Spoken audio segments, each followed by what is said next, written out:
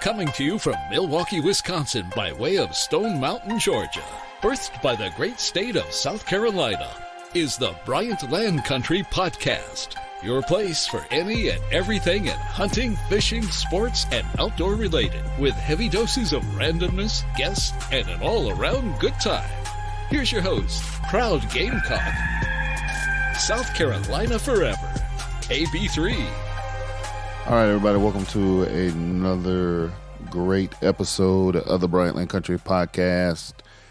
I have gotten a nice Georgia doe down on the ground. If you have not seen on Instagram yet, on Friday, December 6th, I was able to take a nice Georgia doe out of my climber stand in the back side of my property, bordering a creek. I was able to take down a nice doe. And the podcast this week is basically the story of how that came together. And now you're probably going to sit there and you're going to say, well, dang, AB3, what is so great about taking a doe? Well, number one, it's a doe with a bow. And I am of the thought process that anytime you take something with a bow and arrow, whether it be a compound or a trad, aka traditional bow, you have done something and should be very proud of it. More importantly, though, this is not just any other regular doe kill. This is a comedy of errors, and as you listen to the story in the podcast, you will find out that everything that could go wrong went wrong on that fateful day, but your boy AB3 still came out on top. So this is not going to be a long intro because I don't really have a whole lot to say, and I'm not going to just sit here twiddling my thumbs, just yickety-yakking my gums. I'm going to move out the way, mash the record button. You guys go ahead and kick back and listen to a comedy of errors, 12/6/19 on the Bryant Land Country Podcast. Bryant Land.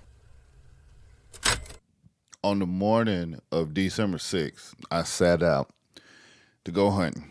That morning ended up being a comedy of errors. And I don't know. I can't explain it. I can't explain what happened, but it was one of those things where if something could go wrong or something that makes sense, then damn it, it could go wrong or it went wrong or things would happen. That made no sense. So let's start by the fact that, it's an hour, maybe like an hour 30-minute ride to where I go and hunt at, okay? So I got to get up super early if I want to be there, be in the stand or in the blind. This day it was in the stand in my climber. If I want to be in there by sunrise. Now, I'm still not too keen on climbing in the dark with just a headlamp or whatever. So I get in there, when there's a little bit of light before sunrise, but just when, things are starting to light up. So I get up. First of all, I set my alarm. I get up late.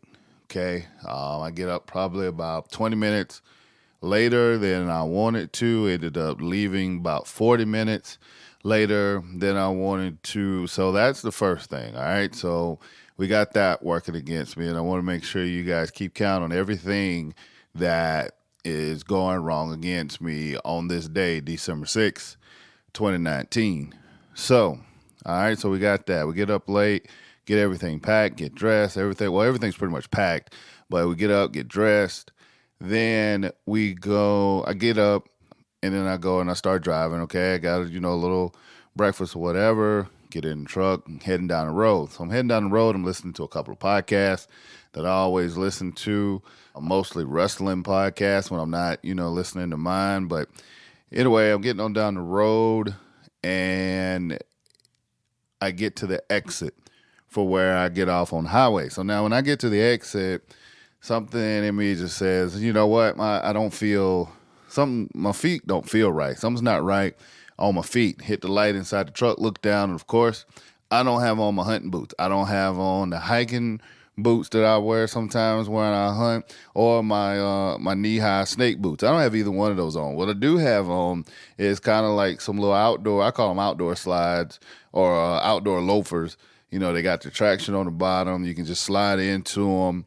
I use them when I'm, here at the house practicing outside or whatever the case, or if I just don't feel like putting on sneakers or whatnot, I put those on. So, I mean, yeah, they have pretty good traction, but these are not the shoes that you want to be hunting in. So that's number 2, okay?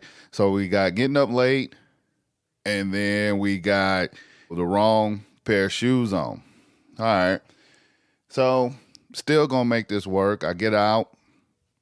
I go, get to the land, get everything out, get my climber situated, and it's a long walk to where I'm hunting at on this day. Like, this is not close by up front or somewhere in the middle or a blind where I can just slip in. I mean, this is a freaking haul all the way to the back of my property. And I mean, I can't say like a mile or a mile and a half or whatever. One of these days I'll probably mark it, or at least take the ATV and go from top to bottom, front to back.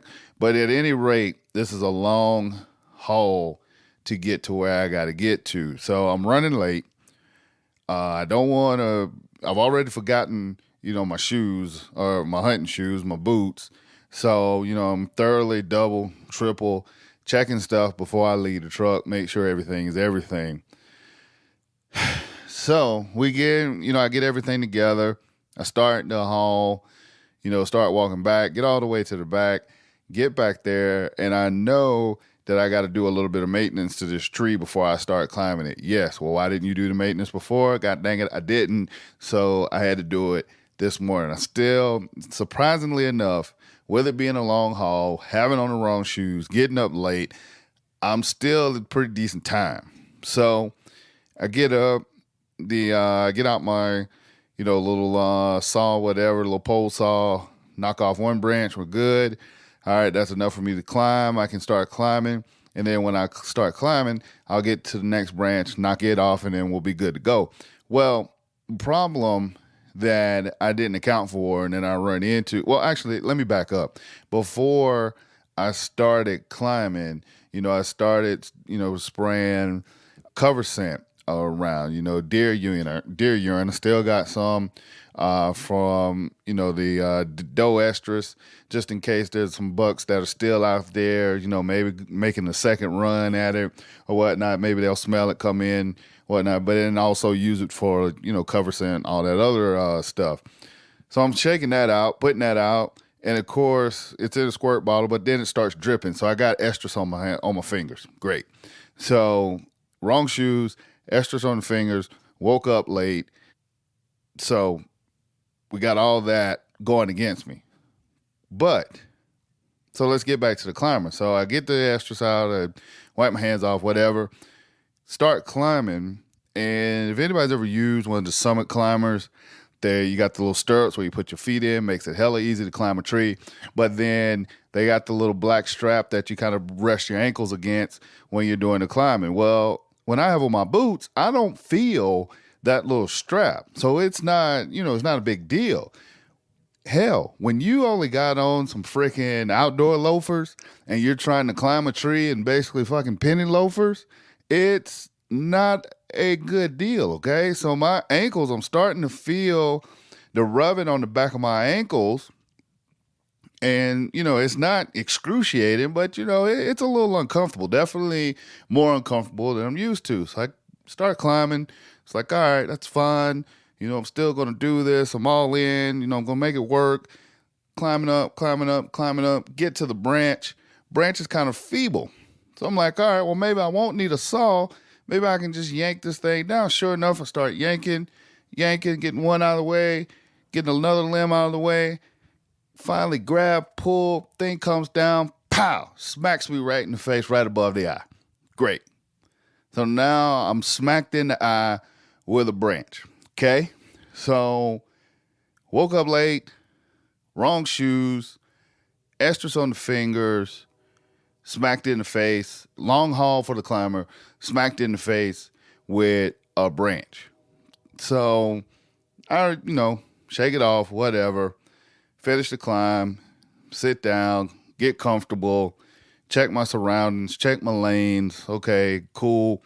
Pulling up my bow, get my bow up, and maybe like 15 minutes after getting my bow and then knocking the air and put my release on, gloves, everything, maybe about 10, 15 minutes later, after I get all that set up, deer comes in. All right, that's fast.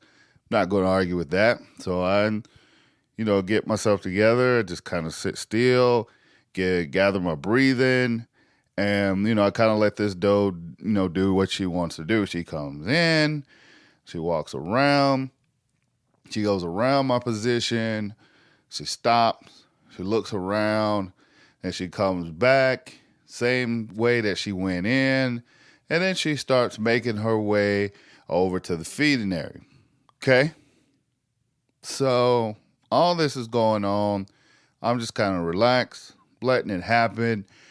She made her way behind a tree, so I finally stood up when she couldn't see me, and I got my bow in my hand, and I'm ready, to take care of business. So I let this doe feed probably about 5-10 minutes or whatever, sitting there listening to her crunching feet and whatever, and it's truly amazing. This is one of the things why I absolutely love bow hunting. No knock against gun hunters, muzzleloader, whatever that you like to do. But for me personally, bow hunting is just so freaking awesome because I'm sitting there and I can hear her chewing. I can hear the sounds, her munching down on whatever. Woods is quiet, maybe a couple of birds coming through or whatnot. It's really a peaceful scene. And when you're bow hunting and you're that close to the animals, man, I'm telling you, if you ain't never experienced it, it ain't nothing like it, all right? So that's why this right here, this scene right here is why I love bow hunting. So I'm sitting there letting her do her thing. She's kind of looking.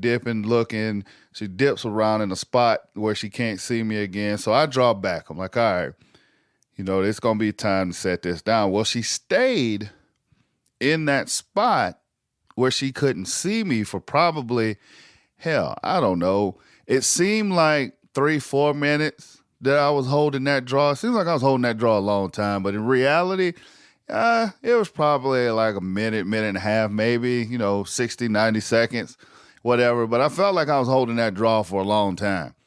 And so I drew back. I'm holding draw, waiting for her, just give me your vitals. Let me see your vitals. And she stayed in a spot where she couldn't see me and I couldn't see her vitals. I was like, all right, maybe it ain't quite time yet. So I'm going to let it, I'm going to let down. And I let my bow down, but in trying to, stealth-like let my bow down, my thumb flicks the release. Of course, the arrow takes off. Arrow goes directly into a tree across from me. I'm going to post that. Well, by the time this drops, you will have seen the picture of where I shot the arrow in the tree. Shoot the arrow in the tree. She jumps, takes off, and I just knew that this whole situation was done. But alas, it was not. Once again, everything that could go wrong working against me today is working against me. And I just flung an arrow and a very good broadhead into a tree. I got on the wrong shoes. I got smacked in the face by a limb. I got up late. I got everything working against your boy here just to make a simple doe kill. God forbid if it was a 140-inch class buck. This is for a simple Georgia doe kill, man. I got all this stuff going against me. So the arrow smacks into the tree. She's, takes off. Thankfully, this is how I know that all was not lost. She didn't start blowing. She didn't start stomping and acting a fool. She kind of moved out the way, jumped a little bit, looked around, and then commenced back to scavenging, feeding, or whatever. So she jumps, she stops. I'm thinking, okay, she's going to hightail it out of here. Well, basically, she just kind of circles. There's a creek over where nearby my hunting position. So she makes her way to the creek, real calm, whatever. I don't even look over there because I don't want to make eye contact or make any kind of movement. So I hear her over there, and she starts drinking water. All right, cool. Get your little drink, settle down. You calm down, I'm going to calm down, all right? Because I can't believe I just flung her into a freaking tree. And then she's probably like, I'm just trying to have my breakfast, and all this commotion's going on. So she's taking a drink. I'm calming down. She's calming down. And then she starts making her way. I'm listening to the leaves crunching. I can tell that she's starting to make her way back over. I'm like, all right, we ain't done yet, boys. We got a chance. So she starts making her way over, and I'm sitting there, and I got, quickly I knocked another arrow. When she took off, after I shot the one arrow in the tree, I knocked another arrow, and I was like, all right, just in case. You got to be ready. Stay SRA, stay ready all-star. You don't have to get ready. When you're born ready, you ain't got to get ready. So I was getting ready, making sure everything's good. She comes back, starts taking her time, making sure everything's good. I hear a little crunch, crunch here, little crunch, crunch there, her feet on the leaves and everything.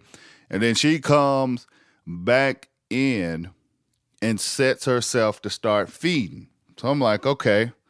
She's calming down, and then I'm looking over there, and she's looking directly in my direction. Man, I'm not making any movements. I've got my breathing under control, not fidgeting, just trying to be very stealth ninja-like. Mind you, oh, by the way, I'm probably 12 feet off the ground, if that much. The thing about the climber is I think I'm higher than what I really am, because I've seen pictures of me up in the climber, and I'm like, well, I'm not as high as I think I am. So I couldn't have been that high off the ground. I'm not one of these guys that like to high-five God climbing, 20, 25 feet up in the tree. I'm probably 12 foot at the most off the ground. So she's looking at me. Like I say, I'm not making, eye contact. I'm just kind of looking away, maybe glancing every now and then where I think she's turned her head or whatnot. So this goes on because she's not in a position, again, to take a good shot. This probably goes on another 10, 15 minutes.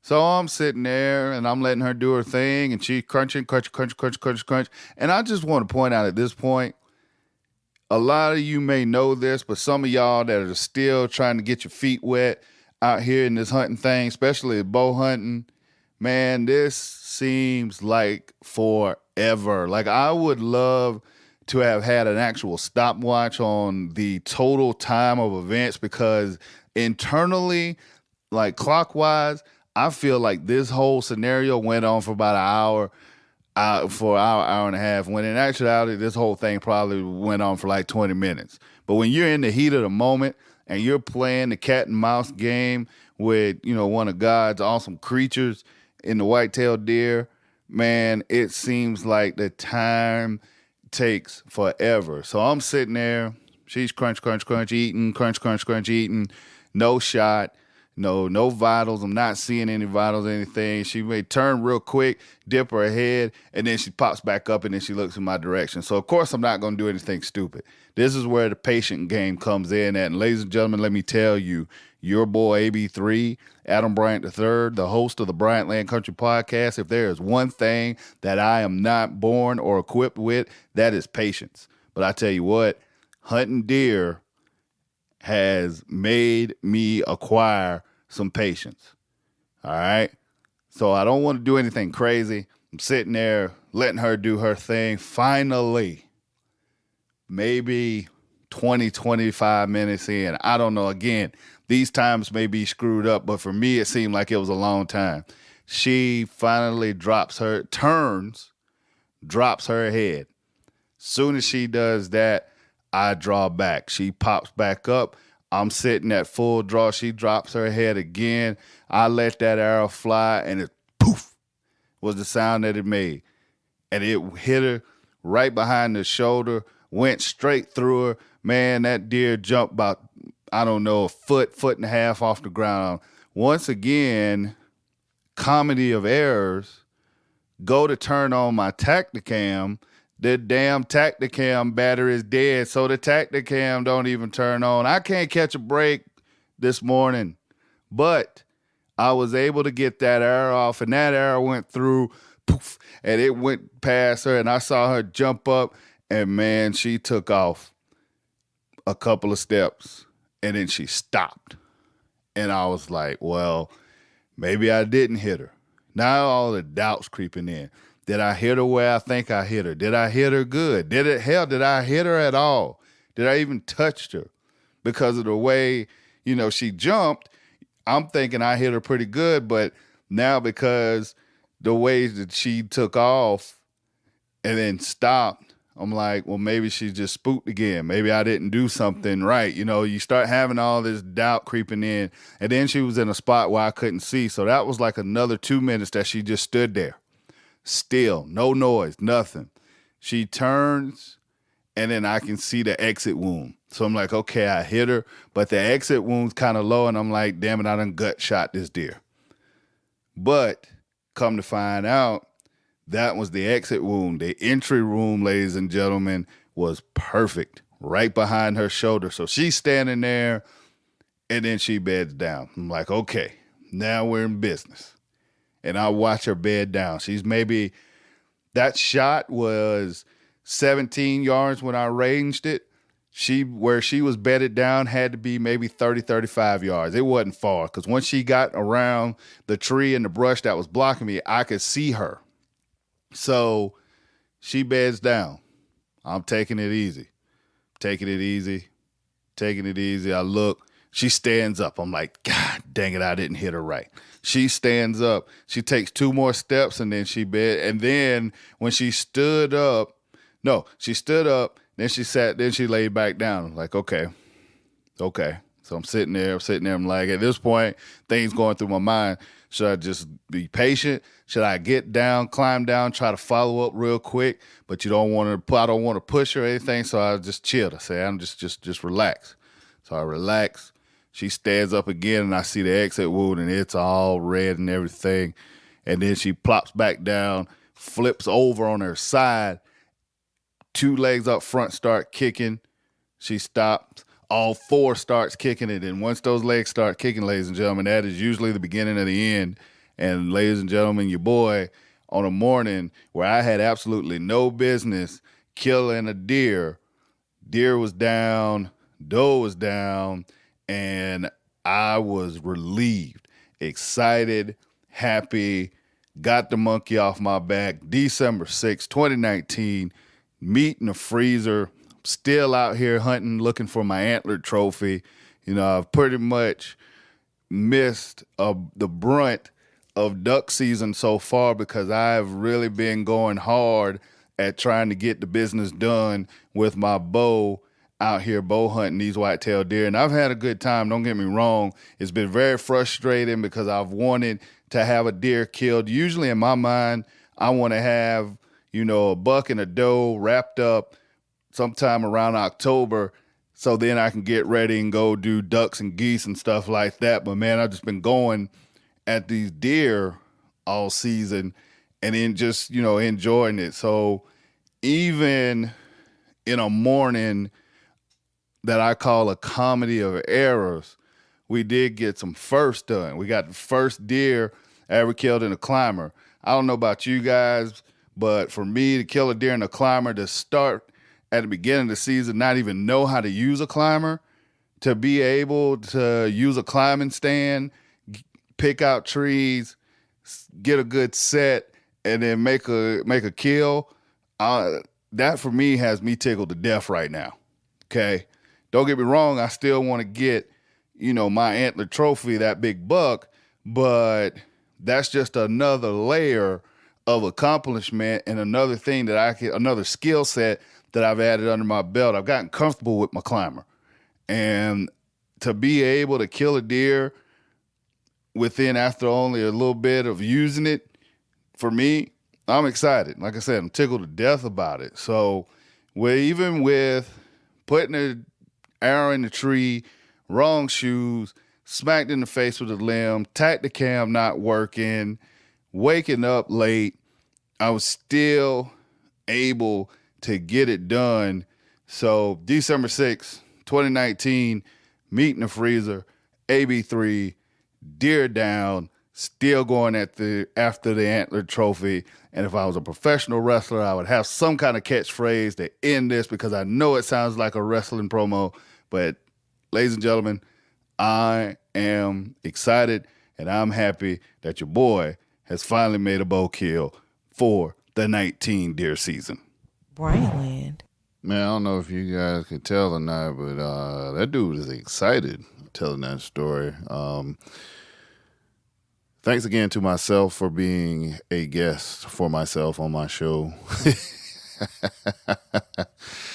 10 days back on December 6th, I killed a doe, and I'm excited about it because we have meat in the freezer.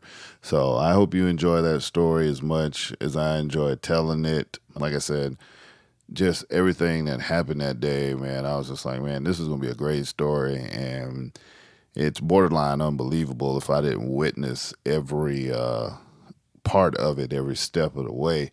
But nevertheless, meat's in the freezer. Still got a few weeks to try to get something with some antlers on the ground, so we're going to make that attempt. We also got to get started hunting some ducks here, and ducks and geese. I got a taste for ducks and geese, so I got to get out there, dust off the old shotgun, the 12 gauge, and see if I can cancel some flights. So all those things will be in the happenings here in the next few weeks as we wrap up 2019. Just a quick reminder for you last-minute shoppers, BryantLandCountry.com, shop tab on the BryantLandCountry.com website. Jesus, got a case of the non-talkies. The shop tab on BryantLandCountry.com. Go in there, pick out some merchandise, pick out some stuff. Everything's 40% off as long as you use the promo code CYBER, CYBER. 40% off of your total purchase. You last minute shoppers going in there, get your stuff done, get your shopping done so you can get those deliveries, because you know with Christmas coming up, all the shipping services are going to be slammed. So you need to go ahead and make sure you get your stuff ordered if you're trying to get it by Christmas. Also, while you're on BryantLandCountry.com, the website, one-stop shopping for everything Bryant Land, videos, podcasts, blogs, everything is on the website. So make sure you guys are checking that out, BryantLandCountry.com. All right, that's going to be it for today. I'm going to get ready to get up out of here, get some last-minute shopping done myself, maybe try to find a tree to wrap my climber around and get in and get some hunting done. You guys take it easy and check back next week here for another episode of the Bryant Land Country Podcast. Thanks for listening to the Bryant Land Country Podcast, hosted by AB3.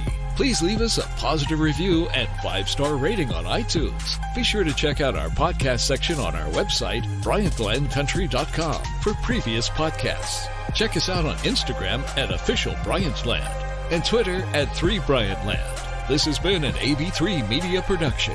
Join us next time for another edition of the Bryant Land Country Podcast.